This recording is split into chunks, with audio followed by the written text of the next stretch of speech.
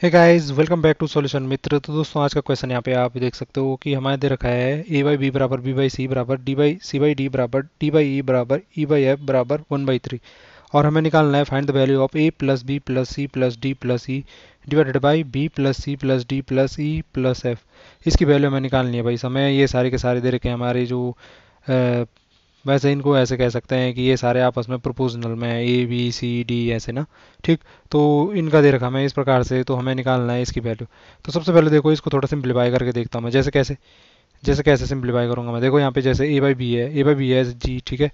तो ए by B मैं यहाँ पे लिख देता हूँ इसको। जैसे मैं पहले क्या करता हूँ, ए बाई बी इक्वल मैं इसके 1/3 लिखता हूँ। लिख सकता हूँ, बिल्कुल लिख सकता हूँ। ठीक। ठीक, यहाँ से मेरे को क्या मिल जाएगा, यहाँ से देखो बी तो इसके साथ मल्टीप्लाई हो जाएगा। बी बी बराबर क्या मिल जाएगा मेरे को, 3 मिल जाएगा, है कि नहीं। ऐसे ही मैं बी बाई सी है जो उसको भी 1/3 के इक्वल मान सकता हूँ ऐसे ही। ठीक।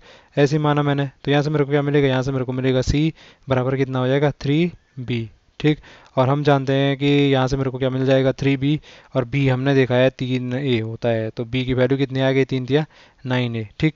ऐसे ही मैं इस वाली टर्म को इसके इक्वल लिखूंगा। ठीक। तो मैं सीधे लिखता हूँ। अब मेरे पे पता क्या आ जाएगा, मेरे पे मिलेगा सी के बाद डी मिलेगा ना, और डी मिलेगा कितना, 3c के बराबर।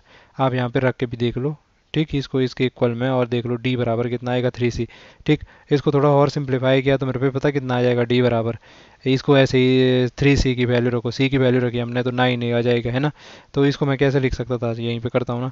3 सी की वैल्यू रखी तो कितना आ जाएगा, तीन, सॉरी, सी की वैल्यू ऐसे 9 है, सीधे सीधे यहीं से भी रख दो, 3×27 है, ऐसे करके। ठीक। ई की वैल्यू ऐसे ही सेम मैनर में ई बराबर आ जाएगा, ये रखो ना, ई यहाँ से इसके इक्वल में। ठीक। ई बराबर आ जाएगा कितना, 3d के बराबर। और सीधे सीधे ये हो जाएगा मेरा कितना, डी की वैल्यू यहाँ पे निकल रही है, तो 27 यहाँ कितना, 81 है। ठीक।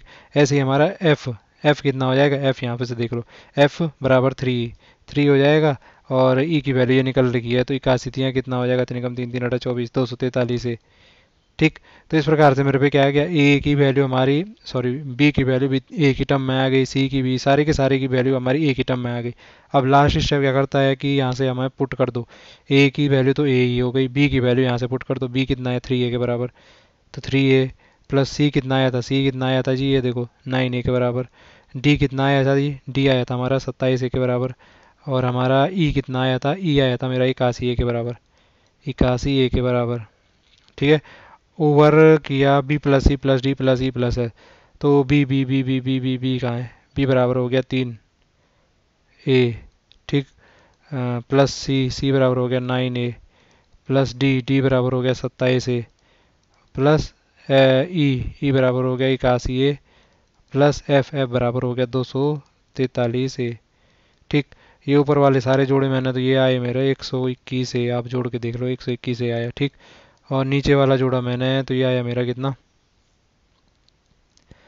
ये आया मेरा 343 है। कितना आया, 343 है यार। ठीक। अब मैं इसको थोड़ा और ये देखो, ए से ए तो ए कैंसिल हो गया। ठीक। और ये 11 से हो रहे दोनों के दोनों डिवाइड, तो 11 के रंग का 121 होता है, और 11 से ये डिवाइड किया तो ये कितना आया, ये आया मेरा 11×33 मतलब भाई, एक 11×33। ठीक। और ये आ गया लास्ट में कितना, 11 कम 11, 11×33, 1/3। तो ये हमारा आंसर क्या आएगा, 1/3। ठीक। और वैसे भी आपकी एक प्रॉपर्टी पता होती तो आप इसको एक्सपेंड करने की भी जरूरत नहीं थी। वो प्रॉपर्टी क्या है, वो प्रॉपर्टी बताता हूँ मैं क्या है।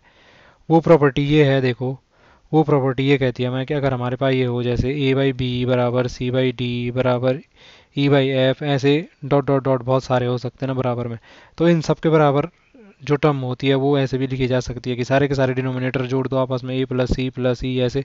ठीक।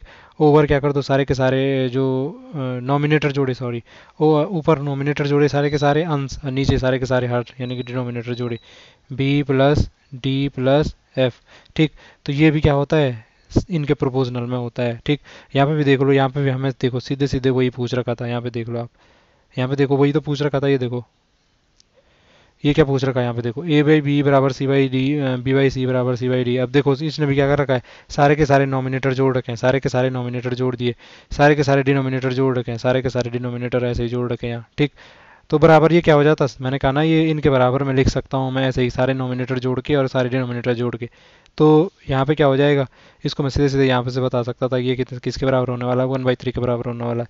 क्योंकि जो हमारे यहाँ पे हमें ये प्रॉपर्टी पता है कि नोमिनेटर का जो सम होता है डिनोमिनेटर का सम होता है, इनका भी जो रेशियो होता है वो, जो ये हमने इनके रेशियो अलग अलग रख रखे हैं, इनके रेशियो के बराबर ही होता है। तो यहाँ पे सीधे सीधे आंसर हमारे पास ऐसे भी 1/3 आ जाता अगर आपको प्रॉपर्टी पता रहती।